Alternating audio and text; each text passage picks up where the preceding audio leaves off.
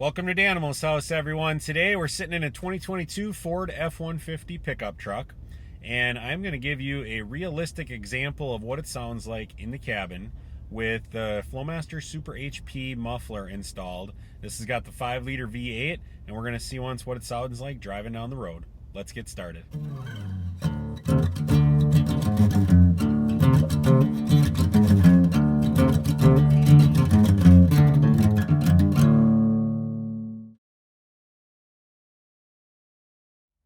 All right, so here we are. I'm sitting in a parking lot, and I'm going to do a relatively cold start. I had this thing running a few hours ago, and we're going to get back in. We're going to do kind of a relatively cold start. So here we go. All right, so usually when it's cold, it's going to be a little higher. It's going to be like 1,200, 1,300 RPMs. So now we pretty much went down to 600 almost immediately. So I guess it is relatively warm, but it's quite pronounced. I mean, even a stock situation with a stock muffler, it's still pretty loud when you start it off. There's no doubt it's pretty aggressive compared to stock. I do really appreciate, though, the tone of this muffler when the engine's warm, I'm in gear, and I'm just kind of sitting. It's got a really low, like a low blub blub blub blub blub blub blub blub sound to it. And when you're just being gentle with everything, it really has a great tone, if you ask me. So when it's cold and you start it, it's pretty, oops, sorry for the bumps, guys. When it's cold and you start it, it's definitely a little more raspy, and it's like a little higher tone. It doesn't have that low blub blub sound to it. But I've got the air conditioner on really low, like I think you got 1 through 7 setting, and I'm on number 2. I got the radio off, and I'm just going to drive through the city a little bit, and I'm going to talk about some other thoughts related to the muffler. So I'll be sitting at some stop and go lights. I'll be, accelerating a little bit.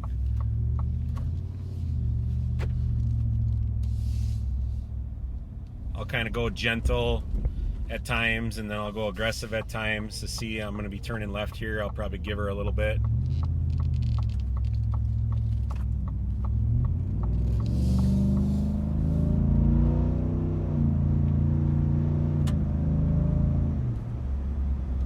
So that was a kind of a moderate, stoplight, get up to 50 miles an hour or so. When you let off, I really like how it sounds too. When you let off, it kind of has, it's not really a Jake brake where it's raspy, super obnoxious, but it's the transmission's definitely pulling on the engine a little bit, and I like the tone of it. But that's just if you're more aggressive. Sport mode usually has that a little bit more, because sport mode likes to hold the RPMs up higher. I'm just sitting at a stoplight now.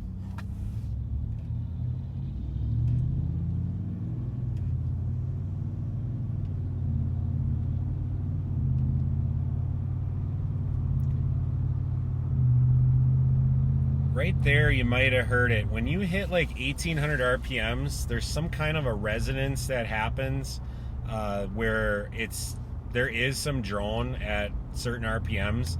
It is definitely not all the time, but at certain times when you're like, I'm at 1,400 RPM, 1,200 RPM right now, there's no drone. It's got a perfect sound to it. I'm just chilling, going 47 here, and it sounds good.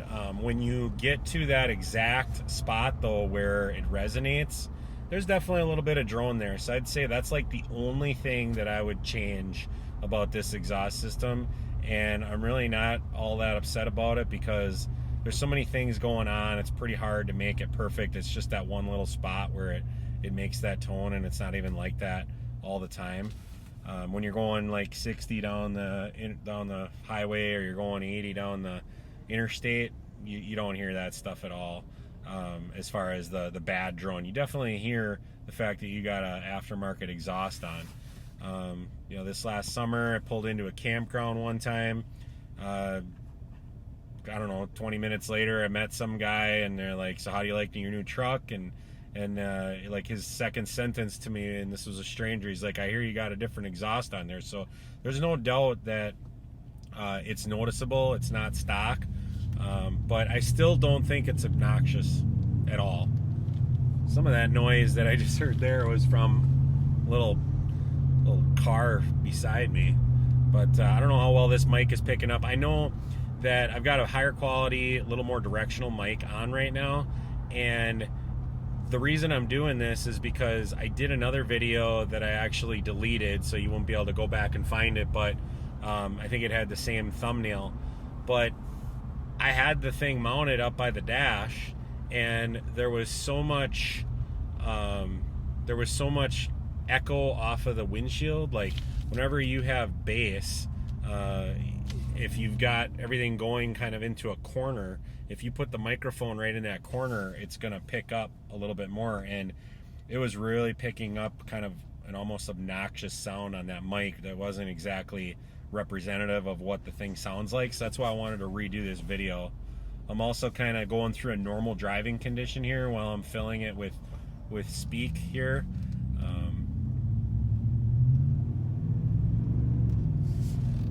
I'm gonna be getting up to an interstate here where I can get on it a little bit, and I can get up to 70 miles an hour, and that'll give you a little more of a realistic expectation as well.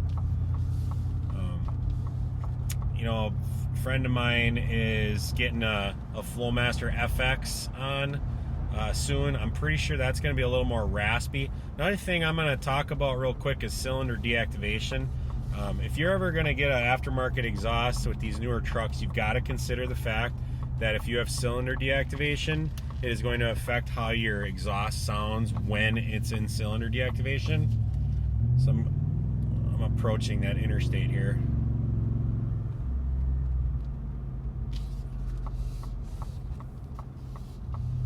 Just gonna slow down a little, wait for my chance.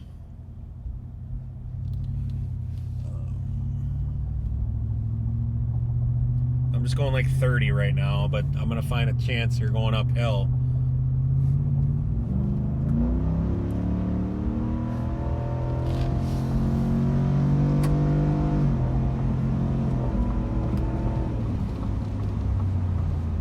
Okay, so that is basically what the hard acceleration is gonna look like. And when you're doing the hard acceleration, you're essentially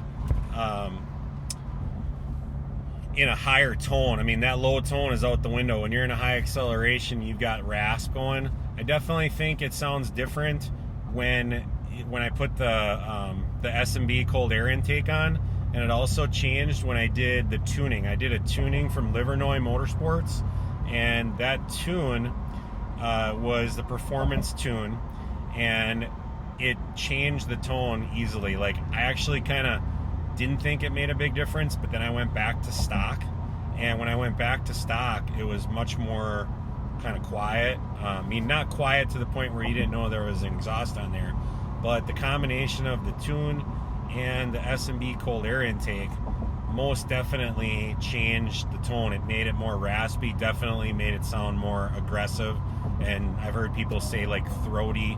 I would agree that that is a good description of how that changes things.